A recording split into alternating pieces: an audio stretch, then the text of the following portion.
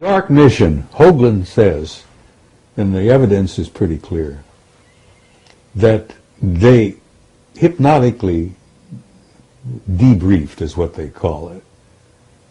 But supposedly they were hypnotized to help them enhance their memory and to recall, and apparently some of them had been hypnotically advised not to remember certain things.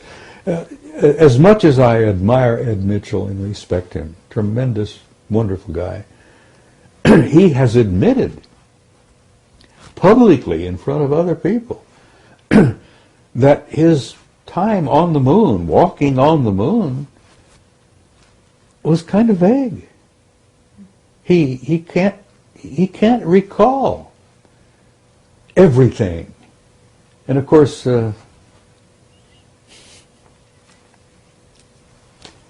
that's sad. I don't think they ever got to Neil Armstrong, because when he got back, he left the program, said to hell with it, I'm out of here. He went back to Cincinnati and started teaching math at the university there. And Armstrong hasn't said 5 words publicly since. Uh-huh. And then you have a case of Aldrin. Now, Aldrin has had experiences where he has been with friends, and the subject would come up, and Buzz would start to cry, or he would get nauseated. One time, and Hoagland touches upon this, I think, chapter 10 in the book, where Aldrin was in conversation with a few people and with his wife, having a few drinks, and it's just kind of relaxed. And somebody asked him a blunt, straight-to-the-point question, and he had to run out and throw up. He got sick. Now this, to me, is a result, and I've studied it enough over the years to know that that sounds to me like hypnotic suggestion. Mm-hmm. He has been hypnotically conditioned not to remember or to not even discuss it. And if he gets nauseated, and in the one instance with a bunch of old friends, old flyboy types, he ended up starting to cry. Now this breaks my heart, because Aldrin is a good man. He was one of our better men to be selected for that program. Mm-hmm. You know the story, and this is common knowledge. They got back from Apollo 11. They put Aldrin in a sanitarium for about 6 weeks. He was suffering from alcoholism. Do you believe that? Do you believe one of our best and bravest, one of the finest, who in the Apollo program suffered from alcoholism? Nonsense. You know, that apparently it was the programming to be reinforced. Now, why would a grown man with his background break down and cry like a baby, or end up getting nauseous and barf on the subject?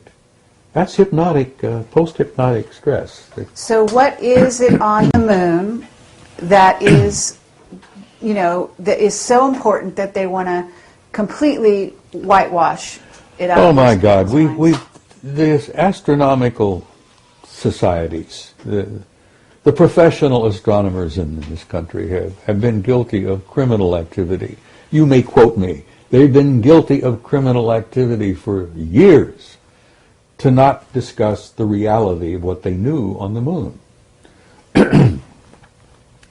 There are major facilities and major activities going on the moon all the time. Not only that, the moon has water. Now, whether it's a natural process from the satellite, or whether it's water that's been stored there for use, there are vaporous signs of a form of an atmosphere in the bottom of some of the craters. Now, astronomers have seen these pictures, but that dishonest bunch of nitwits won't discuss it. They're scared because you know why? 90% of their income comes from government grants.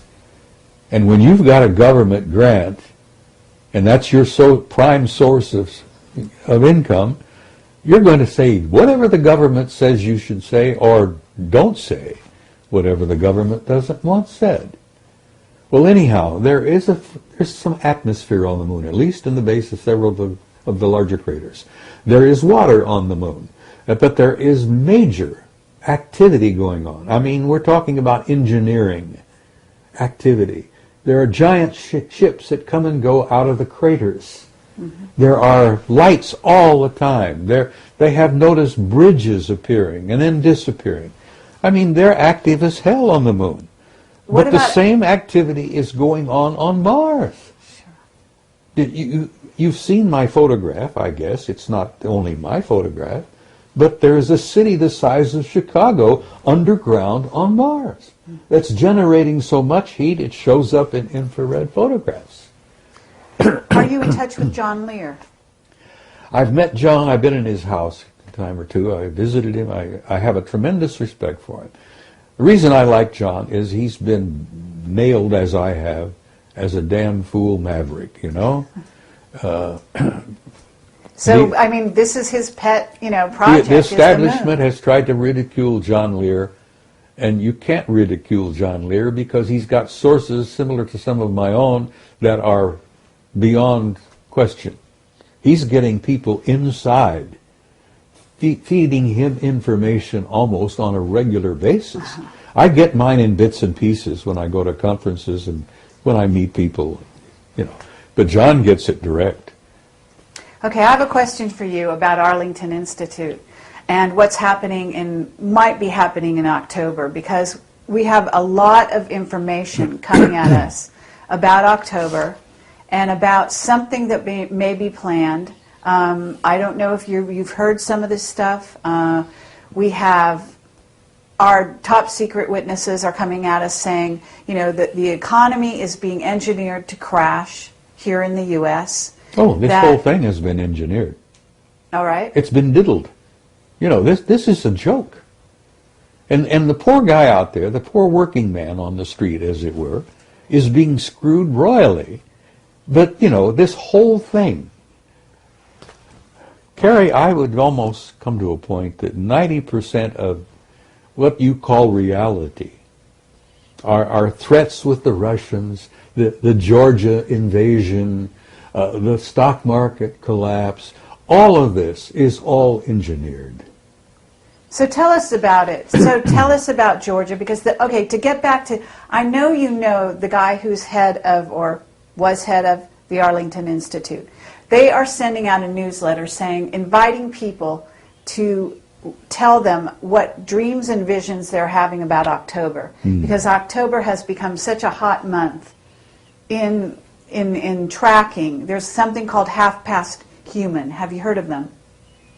In passing, just they're doing, they do language.